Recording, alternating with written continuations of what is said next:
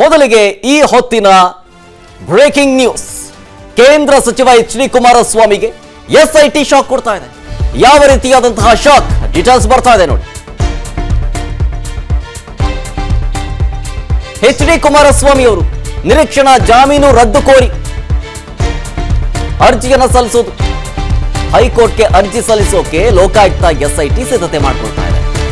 ನಿರೀಕ್ಷಣಾ ಜಾಮೀನು ಅರ್ಜಿಯನ್ನ ತಗೊಂಡಿದ್ದಾರಲ್ಲ ಎಚ್.ಡಿ. ಕುಮಾರಸ್ವಾಮಿ ಅವರು, ಅದನ್ನ ರದ್ದು ಮಾಡಿ ಅಂತ ಸಾಯಿ ಮಿನರಲ್ಸ್ ಪ್ರಕರಣದಲ್ಲಿ ನಿರೀಕ್ಷಣಾ ಜಾಮೀನು ಪಡ್ಕೊಂಡಿದ್ದಾರೆ ಕೇಂದ್ರ ಸಚಿವರಾದಂತಹ ಎಚ್.ಡಿ. ಕುಮಾರಸ್ವಾಮಿ ಅವರು. ಇದನ್ನ ರದ್ದು ಮಾಡೋದಕ್ಕೆ ಅರ್ಜಿ ಸಲ್ಲಿಸೋ ಸಾಧ್ಯತೆ ಇದೆ. ಇತ್ತೀಚೆಗಷ್ಟೇ ಮೊನ್ನೆ ಲೋಕಾಯುಕ್ತ ಎಸ್ಐಟಿ ಎಡಿಜಿಪಿ ಚಂದ್ರಶೇಖರ್ ವಿರುದ್ಧ ಕಿಡಿಕಾರಿದ್ರು ಎಚ್.ಡಿ. ಕುಮಾರಸ್ವಾಮಿ ಅವರು. ಲೋಕಾಯುಕ್ತ ಎಸ್ಐಟಿ ಎಡಿಜಿಪಿ ವಿರುದ್ಧ ಭ್ರಷ್ಟಾಚಾರದ ಆರೋಪ ಮಾಡಿದ್ರು. ಎಚ್.ಡಿ. ಕುಮಾರಸ್ವಾಮಿ ಅವರು ವಾಗ್ದಾಳಿ ಮಾಡಿದ ಬೆನ್ನಲ್ಲೇ ಇದೀಗ ಎಸ್ಐಟಿ ಮಾಸ್ಟರ್ ಸ್ಟ್ರೋಕ್ ಕೊಡ್ತಾ ಇದೆ. ಕುಮಾರಸ್ವಾಮಿ ನಿರೀಕ್ಷಣಾ ಜಾಮೀನು ಅದನ್ನ ರದ್ದು ಮಾಡಿ ಅಂತೇಳಿ ಅರ್ಜಿ ಸಲ್ಲಿಸೋ ಸಾಧ್ಯತೆ ಇದೆ. ಆ ಮುಖಾಂತರ ಇದು ಮಾಸ್ಟರ್ ಸ್ಟ್ರೋಕ್ ಕುಮಾರಸ್ವಾಮಿ ಅವರಿಗೆ. ಮೊನ್ನೆ ಲೋಕಾಯುಕ್ತ ತನಿಖೆಯನ್ನ ವಿಚಾರಣೆಯನ್ನ ಎದುರಿಸಿದ್ರು ಕುಮಾರಸ್ವಾಮಿ ಅವರು. ಅದರ ಮಾರನೇ ದಿನ 11 ಗಂಟೆಗೆ ಸುದ್ದಿಗೋಷ್ಠಿ ಮಾಡಿ ಅಧಿಕಾರಿಗಳ ವಿರುದ್ಧ ಭ್ರಷ್ಟಾಚಾರ ಮಾಡಿದ್ದಾರೆ, ತಪ್ಪು ಮಾಡಿದ್ದಾರೆ, ಅದು ಇದು ಅಂತೇಳಿ ಸಾಲು ಆರೋಪಗಳನ್ನು ಮಾಡಿದ್ರು. ಈ ಬೆನ್ನಲ್ಲೇ ಈಗ ಎಚ್.ಡಿ. ಕುಮಾರಸ್ವಾಮಿ ಅವರಿಗೆ ಈ ರೀತಿಯಾದಂತಹ ಶಾಕು. ನಿರೀಕ್ಷಣಾ ಜಾಮೀನು ಪಡ್ಕೊಂಡಿದ್ದಾರೆ ಎಚ್.ಡಿ. ಕುಮಾರಸ್ವಾಮಿ ಅವರು. ಅದನ್ನು ರದ್ದು ಮಾಡಿ ಅನ್ನೋ ಅರ್ಜಿಯನ್ನು ಸಲ್ಲಿಸೋಕೆ ತಯಾರಿ ನಡೆಸಲಾಗ್ತಾ ಇದೆ. ಹಾಗಾಗಿ ಮುಂದೆ ಈ ಪ್ರಕರಣ ಯಾವ ತಿರುವನ್ನ ಪಡ್ಕೊಳ್ಳುತ್ತೆ ಅನ್ನೋದನ್ನ ಕಾದು ನೋಡಬೇಕಷ್ಟೇ.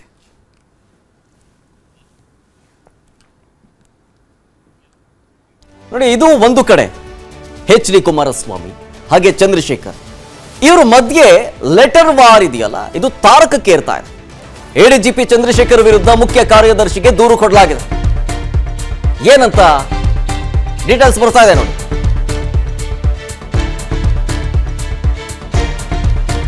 ಸರ್ಕಾರದ ಮುಖ್ಯ ಕಾರ್ಯದರ್ಶಿಗೆ ಜೆಡಿಎಸ್ ನಿಯೋಗ ದೂರು ಕೊಟ್ಟಿದೆ. ಚಂದ್ರಶೇಖರ್ ಬಿಡುಗಡೆ ಮಾಡಿದ್ದ ಪತ್ರಿಕಾ ಹೇಳಿಕೆಗೆ ಗರಂ ಆಗಿರೋದು ಎಲ್ಲರೂ. ಎಡಿಜಿಪಿ ಚಂದ್ರಶೇಖರ್ ವಿರುದ್ಧ ಸೂಕ್ತ ಕ್ರಮವನ್ನ ತೆಗೆದುಕೊಳ್ಳಬೇಕು ಅಂತ ಜೆಡಿಎಸ್ ನಿಯೋಗ ಆಗ್ರಹಿಸ್ತಾ ಇದೆ ಕಂಪ್ಲೇಂಟ್ ಕೊಟ್ಟು. ಸೊ ಆ ಮೂಲಕ ಎಚ್.ಡಿ. ಕುಮಾರಸ್ವಾಮಿ ಎಡಿಜಿಪಿ ಮಧ್ಯೆ ಲೆಟರ್ ವಾರ್ ತಾರಕಕ್ಕೆ ಇದಂತೆ ಕಾಣಿಸ್ತಾ ಇದೆ.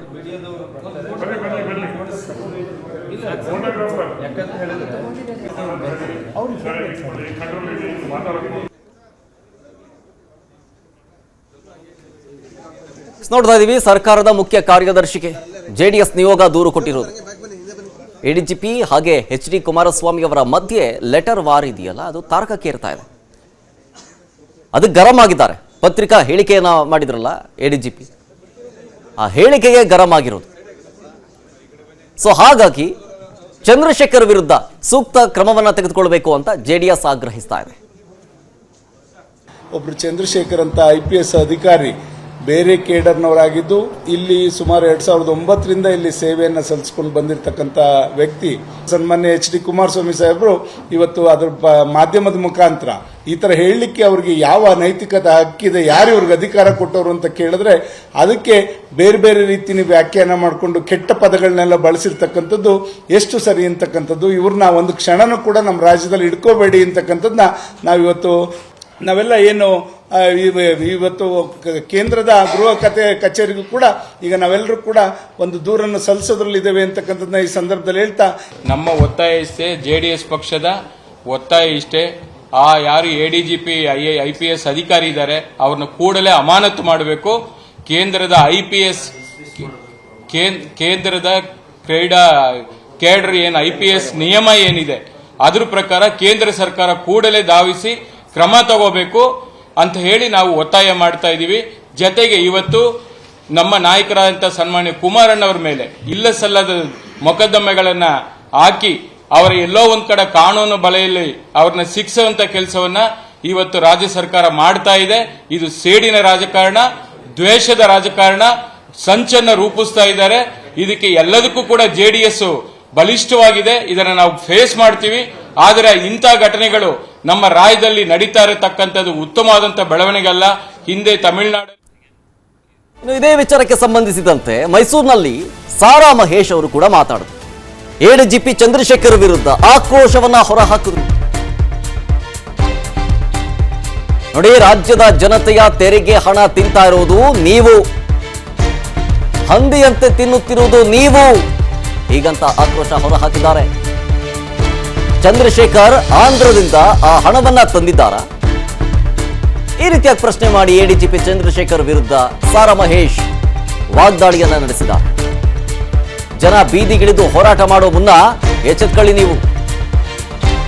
HD ಕುಮಾರಸ್ವಾಮಿ ಅವರ ವಿರುದ್ಧ ಪತ್ರವನ್ನು ಹರಿಬಿಟ್ಟಿದ್ದಾರೆ ಇವರು. ಚಂದ್ರಶೇಖರ್ ವಿರುದ್ಧ ಕ್ರಮ ತೆಗೆದುಕೊಳ್ಳಿ ಅನ್ನುವಂತಹ ಒತ್ತಾಯ ಕೇಳಿ ಬರ್ತಾ ಇದೆ. ಡಿಜಿ ಮತ್ತು IGPಗೆ ಮಾಜಿ ಸಚಿವ ಸಾರಾ ಮಹೇಶ್ ಈ ರೀತಿಯ ಒತ್ತಾಯವನ್ನ ಮಾಡ್ತಾ ಇದ್ದಾರೆ. ಆಮೇಲೆ ಈ ಪತ್ರದ ಹಿಂದೆ ನಮ್ಮ ಸ್ನೇಹಿತರು ಇದ್ದಾರೆ, ಅರ್ಥ ಮಾಡ್ಕೊಳ್ಳಿ, ಹಿಸ್ಟ್ರಿ ರಿಪೀಟ್ ಆಗುತ್ತೆ, ಮರಿಬೇಡಿ ಅಂತ ಸಾರಾ ಮಹೇಶ್ ಆಕ್ರೋಶ ಹೊರಹಾಕಿದ್ದಾರೆ.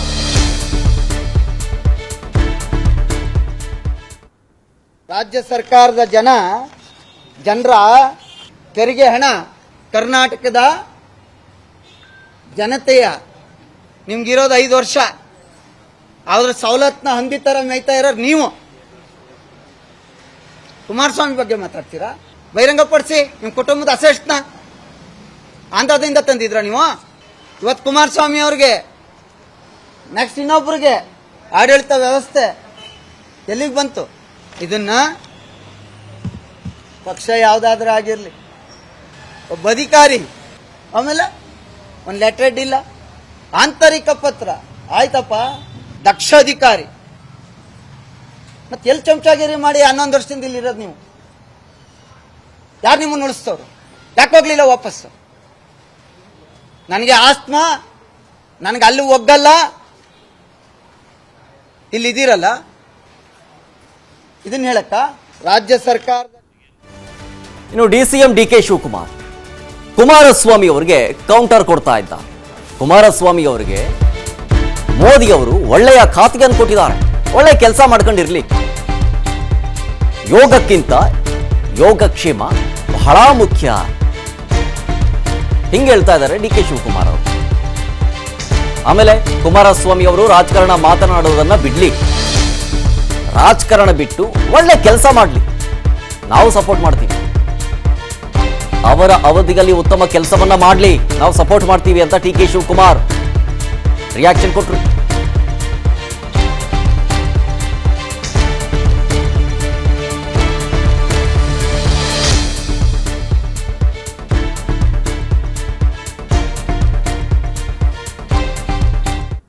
ಒಳ್ಳೆ ಪೋರ್ಟ್ಫೋಲಿಯೋ ಕೊಟ್ಟಿದ್ದಾರೆ. ಸ್ಟೀಲು, ಇಂಡಸ್ಟ್ರೀಸು ದೊಡ್ಡ 2 ಪೋರ್ಟ್ಫೋಲಿಯೋ ದೊಡ್ಡದಾಗಿ ಕೊಟ್ಟವ್ರೆ. ಅವ್ರಿಗೆ ಪಾಪ ಒಳ್ಳೆ ಅವಕಾಶ ಸಿಕ್ಕಿದೆ. ಯೋಗಕ್ಕಿಂತ ಯೋಗಕ್ಷೇಮ ಇಂಪಾರ್ಟೆಂಟ್. ರಾಜ್ಯಕ್ಕೆ ದೊಡ್ಡ ತಂದು ಒಂದು 50,000 ಜನಕ್ಕೋ 1,00,000 ಜನಕ್ಕೋ ಉದ್ಯೋಗ ಕೊಡುವಂಥದ್ದು ಏನಾದ್ರು ಒಂದು ಇಲ್ಲಿ ಮಾಡಲಿ. ಈ ರಾಜಕಾರಣ, ಈ ಮಾತು ಇವೆಲ್ಲ ಬಿಟ್ಬಿಟ್ಟು ನಮ್ಮ ಸರ್ಕಾರ ಕೂಡ ಅವ್ರಿಗೆ ಏನೇನು ಬೇಕೋ ಸಹಕಾರ ಕೊಡೋಕ್ಕೆ ನಾವು ರೆಡಿ ಇದ್ದೀವಿ. ದೊಡ್ಡ ಹಾಸನಕ್ಕೋ, ಮಂಡ್ಯಕ್ಕೋ, ಬೆಂಗಳೂರಿಗೋ, ಬೀದರ್ಗೋ, ಗುಲ್ಬರ್ಗಕ್ಕೋ ರಾಜ್ಯಕ್ಕೆ ಏನಾದ್ರು ಮಾಡಿ ಅವ್ರ ಕಾಲದಲ್ಲಿ ಏನಾದ್ರು ಒಂದು ಬಿಟ್ಟು ಹೋಗಲಿ, ಅದು ನಾವು ಆಸೆ ಪಡ್ತೀವಿ. ಮಿಕ್ಕಿದೆಲ್ಲ ಇರ್ತದೆ. ಯಾಕೆ ಇಂಥ ಅವಕಾಶನ ಕಳ್ಕೊಂಡು ಯಾಕೆ ಹಾಳು ಮಾಡ್ಕೊಳ್ತಾ ಇದ್ದಾರೆ ಮೋದಿ? ಇನ್ನು ಹಂದಿಗಳೊಂದಿಗೆ ಗುದ್ದಾಡಿದ್ರೆ ಹೊಲಸು ಮೆತ್ತಿಕೊಳ್ಳುತ್ತೆ ಅನ್ನುವಂತಹ ಹೇಳಿಕೆ ಸಂಚಲನ ಸೃಷ್ಟಿ ಮಾಡಿತ್ತಲ್ಲ. ಈ ಸಂಬಂಧ home minister doctor G Parameshwar reaction ಕೊಟ್ಟಿದ್ದಾರೆ.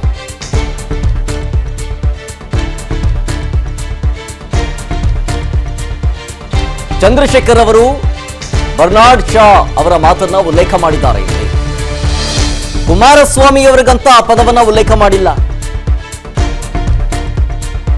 ಏನ್ ಹೇಳಿದ್ದಾರೆ ಅನ್ನೋದನ್ನ ಮೊದಲು ತಿಳ್ಕೋಬೇಕು ಅಂತ ಹೋಮ್ ಮಿನಿಸ್ಟರ್ ರಿಯಾಕ್ಷನ್ ಕೊಟ್ಟರು.